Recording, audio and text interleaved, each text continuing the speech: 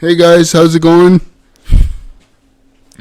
It's the team here at Authentic Mission, and today I want to talk to you about something that's really kind of getting me going here.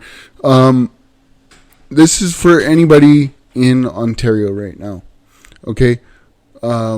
Kathleen Wynne, the leader of the provincial Liberal government, has decided about, I don't know, maybe 16, 15, I might be wrong on the number, but 16, 15 months before an election, that minimum wage must go up. Now, it's going to gradually over 18 months, coincidentally, and before we all go to the polls. So maybe I'm wrong on the number, but anyway, over the course of the next 18 months, minimum wage is going to be going from $11.40 an hour to eventually $15 an hour. Now I get it. Stuff's more expensive. Believe me, I'm on a fixed income. I eventually want to get off ODSP. So even though I don't have a job outside of doing this, and like we're making little bits of money here and there, there's a big problem with this, right? Not only if you're on a fixed income, even if you're not, minimum wage going up is not going to help matters. It's going to feel like it is for a while, but watch, we'll gradually see everything else going up anyway.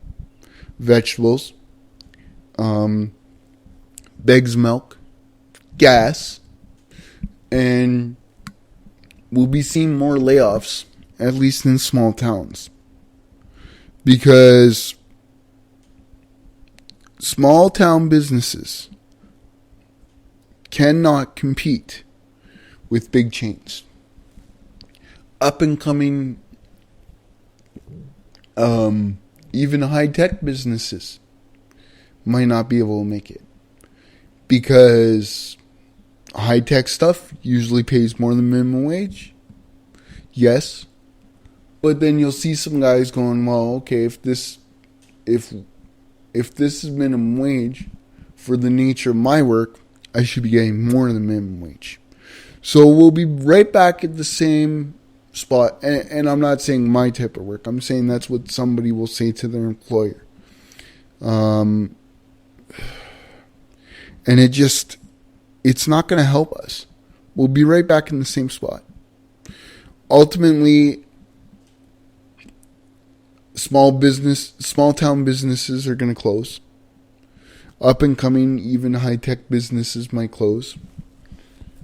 Because either our prices go up as business owners, or layoffs come.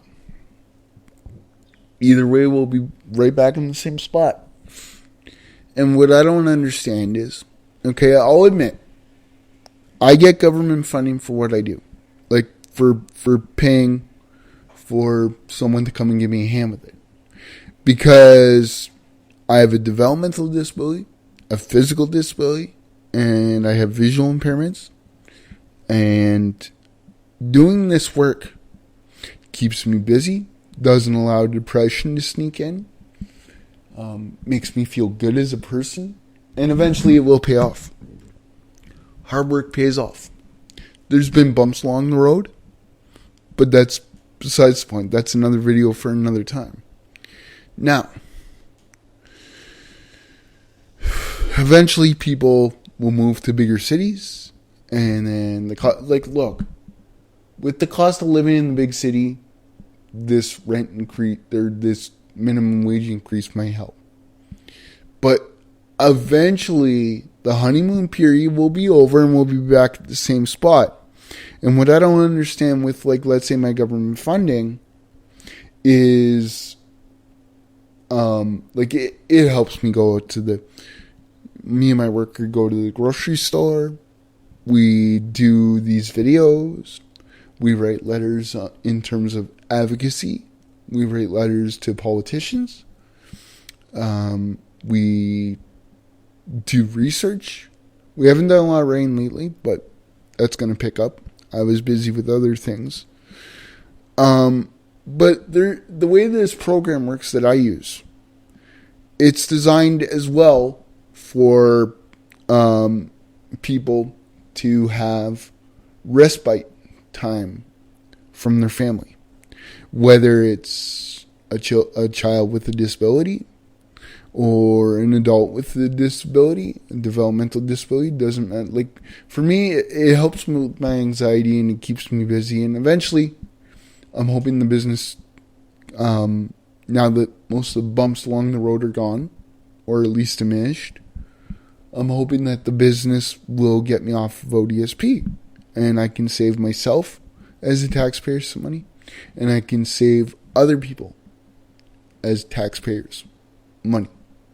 Okay, but what about the mother that uses this program for respite? Okay, let me use this for an example. Okay, when I started using this program, getting back on this program, it was current with minimum wage, but now it's like far away from what this minimum wage stuff is going to turn into.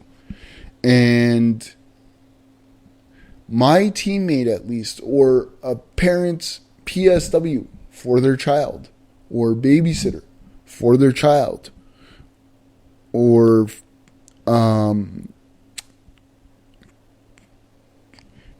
caregiver, that type of field already takes minimum wage. More than minimum wage. So they're going to have to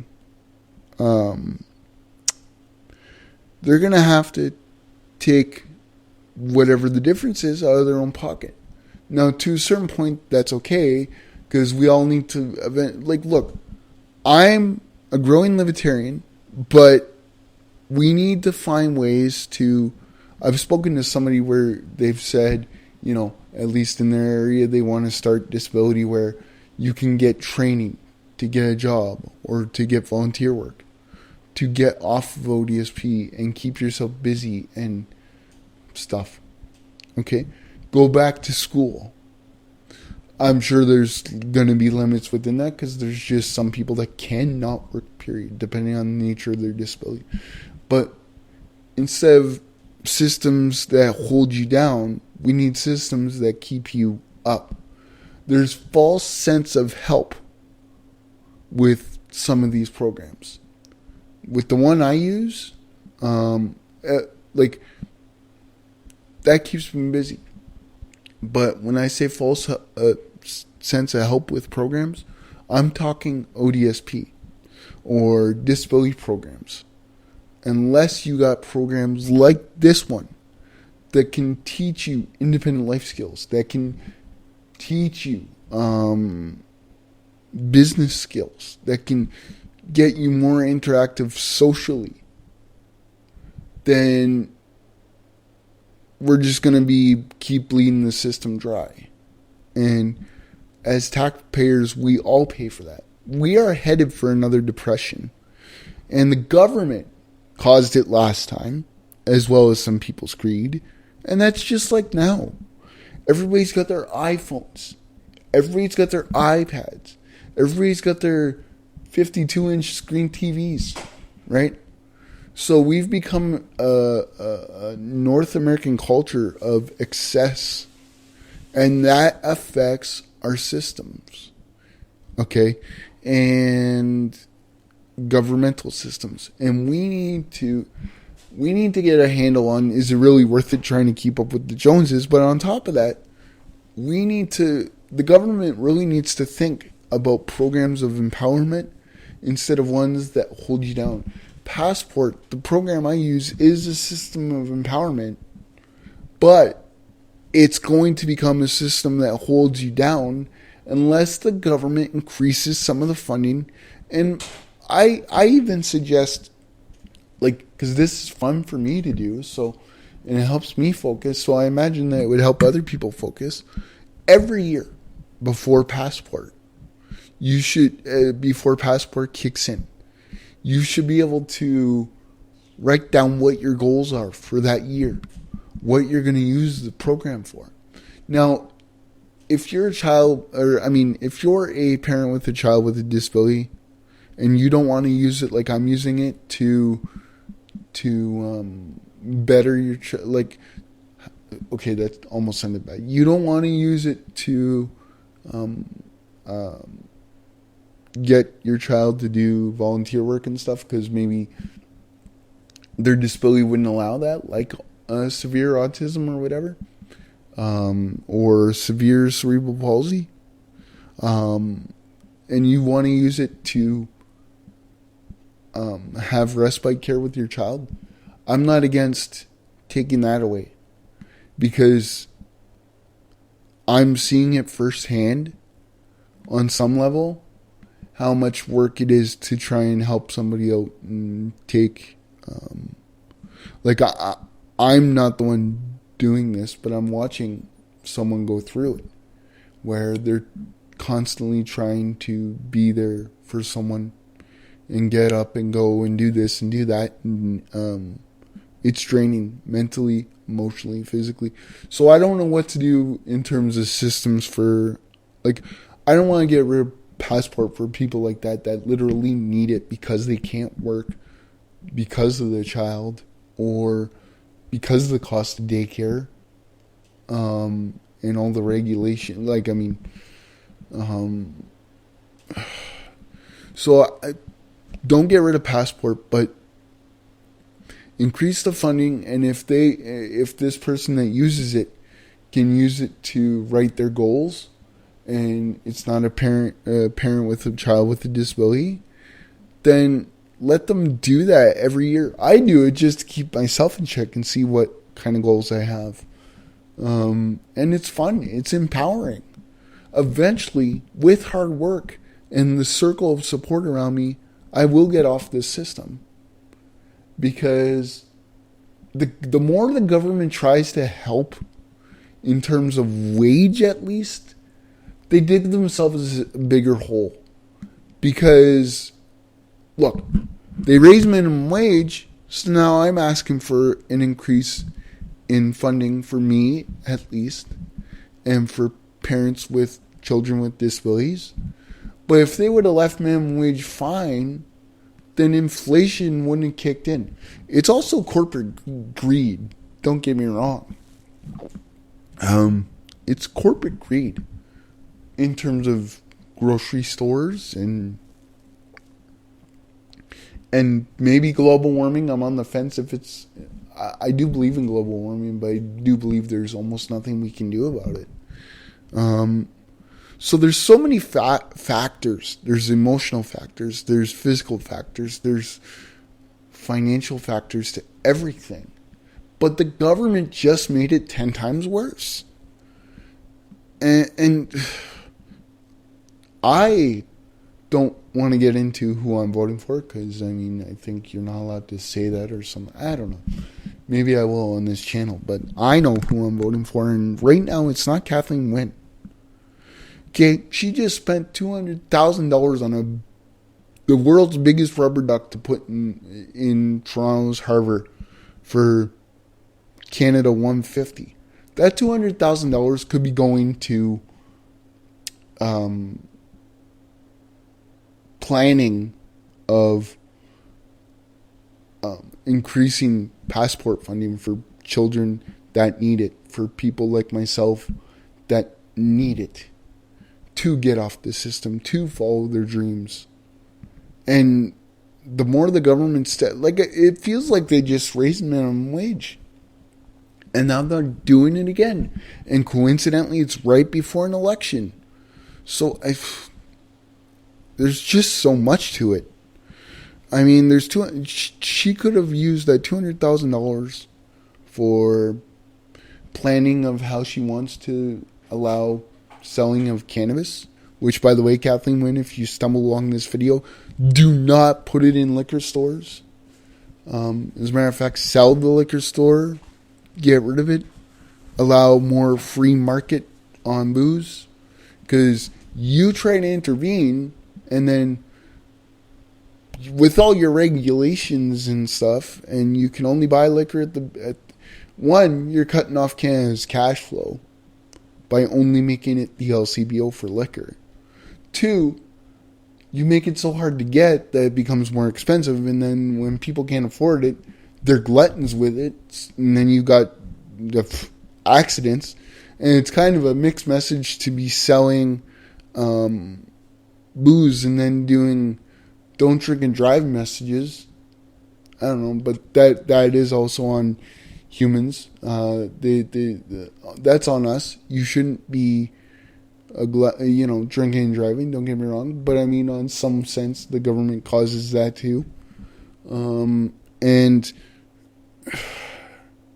anyway, the liquor thing is another video. But I mean, really, Kathleen or Mrs. Wynne, seriously.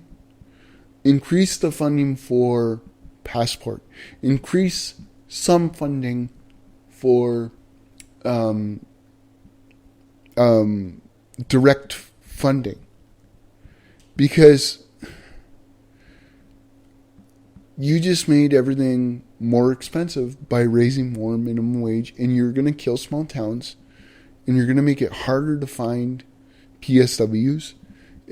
You're going to make it harder for people to get off the system. But in a sense, I don't know, I'm beginning to think maybe the government wants people on the system because then they can keep track of numbers more and statistics, and then say that things are so expensive that they need more money, and then people get on the system and then things get more expensive. Anyways, there's just so many layers to this story. There's the duck, where the $200,000 could have gone to healthcare, to decrease weight rooms a bit.